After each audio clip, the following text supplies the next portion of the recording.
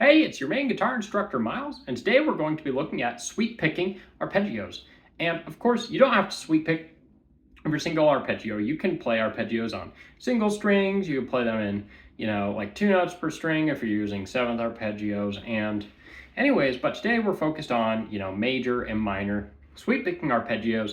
These are the arpeggios that you use, like here used by shred guitarists such as Yngwie Malmsteen, Jason Becker, John Petrucci, all of your favorite players, Steve Vai, and they're all based on open chords, C, A, G, E, D, A minor, D minor, and E minor. And those are often referred to as your caged arpeggio shapes, not your caged scale shapes, but they do fit together. Anyways, there's a link in the description below to all the fretboard diagrams for this video, and they'll help you out a lot. But let's dive right in, and we're starting with the C shape.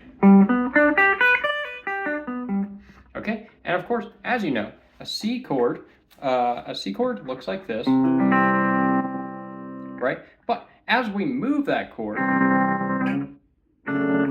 as we transpose it,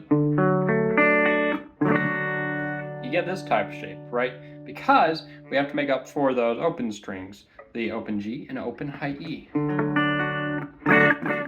So we're using the root note G for this lesson, and the way you're going to play this is you're going to go to that 10th fret of your A string, and using your pinky finger, you're going to play 10 of A, then 9 of D with your ring finger, and then with your index finger, 7 of G, middle finger on the 8th fret B, and index finger on that 7th fret high E, and then pinky on 10 of high E. So pinky, ring, index, middle, index, pinky. All right, and then if you need a little bit of basic sweep, like a really fast sweep picking lesson, and if you don't know how to sweep pick, well, then maybe learn how to do that before you watch this lesson. And I have a great lesson on how to sweep pick on my channel. But for this, you're just gonna go down, down, down, down, down. And then when you get to that highest note, the 10th fret high E, you do an upstroke, pull off, then up, up, up, up, down, down, down, down, down, up, pull off, up, up, up, up. And whenever you're sweeping, you want to follow a sweeping motion. Each pick stroke doesn't act by itself. You want to have a single motion, very similar to strumming. Okay, so that is our C shape. And then next, we're going to go to the A shape. And the A shape looks and sounds like that. And so, of course, that's based on your open A chord. And so if we're playing that with a G root note, where our root note is on the A, and then the G strings. So what you're going to do is you're going to play 10 of A, then you're going to hammer onto the 14th fret A. Then you're going to use your middle finger to bar the 12 frets of D, G, and B, and then index on 10, and then hammer onto 15 with your pinky on the high E. So 10, 14, 12, 12, 12, 10, 15. And then of course you do the same type of sweeping motion, pick, hammer, down, down, down, down, up, pull off, up, up, up, up, down. And that right there is what we call our A shape. And then next we have our G shape, which I really don't suggest using the G shape. And that looks like this. It's based off your G chord. And you get this.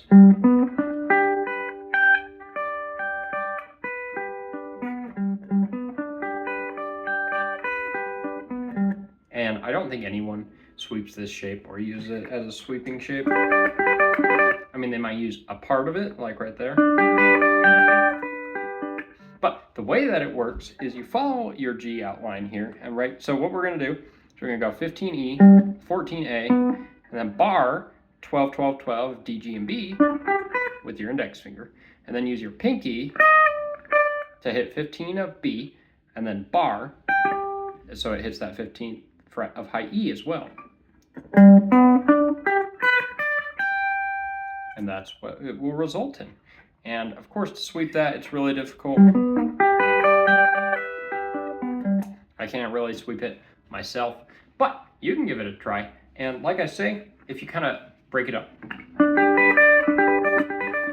like that can be a useful arpeggio shape right there, where you're just barring that 12th fret of D, G, and B, and then hammering on to the 15th fret B.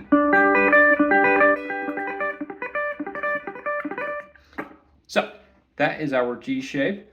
And then our E shape, I'm sure you know your open E, and then you probably know your E bar chord.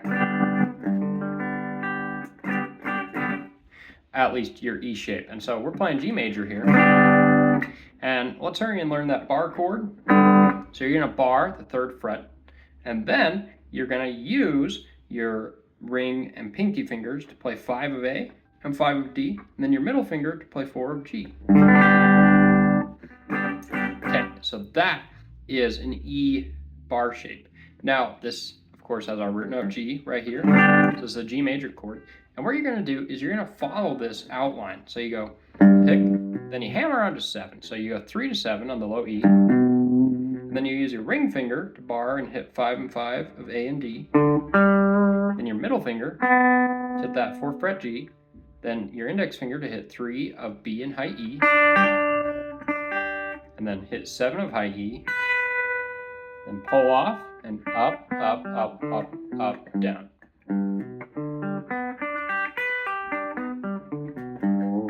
And this is another one that's really tough for me to get down across all 6 strings, just because of that awkward bar right there. But if you're playing it across like 4 strings, that's going to be a little easier. That was, yeah, just not good. That one's really difficult, and honestly, for me, when it comes to caged arpeggios, I generally steer clear of this one. If I'm going to play G major, I'll usually play it like this.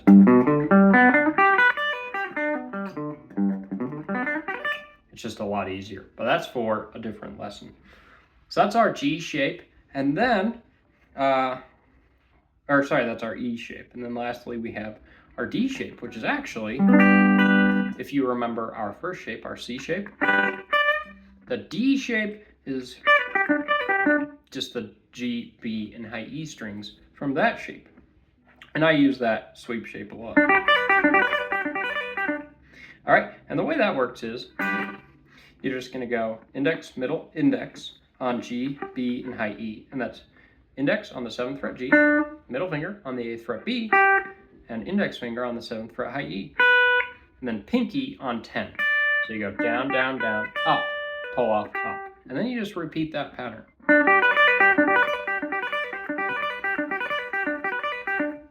All right, and that's how you get your D shape. Now, let's look at the 3 minor arpeggio shapes. So the first one is A minor. And so, using our major shape, we're going to turn that into, instead of A major, we're reverting to A minor.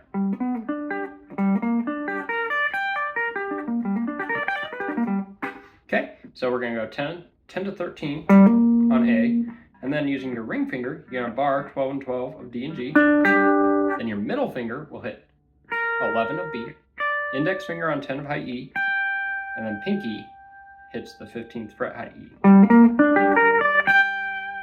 And then of course you ascend and descend.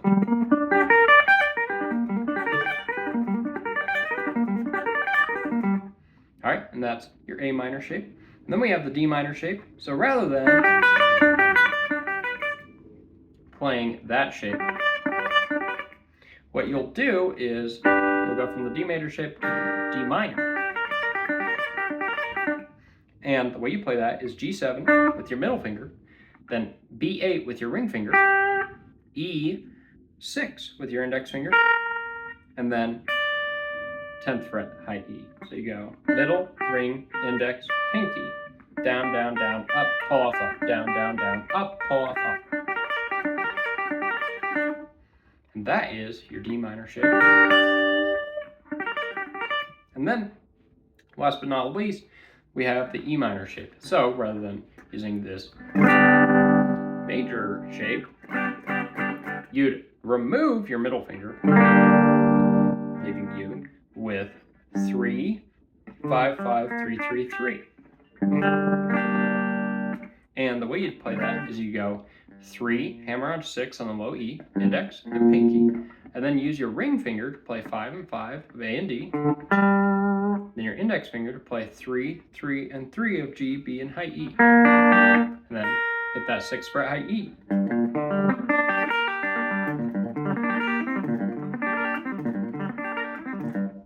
Okay, and that's how you play minor shape. So to recap, we have our C shape,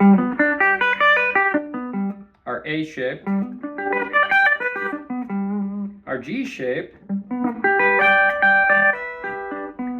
which I can't play very well, and then our E shape, and then our D shape. And then we have our minor shape, and then that's our A minor shape, and then our D minor shape, and our E minor shape.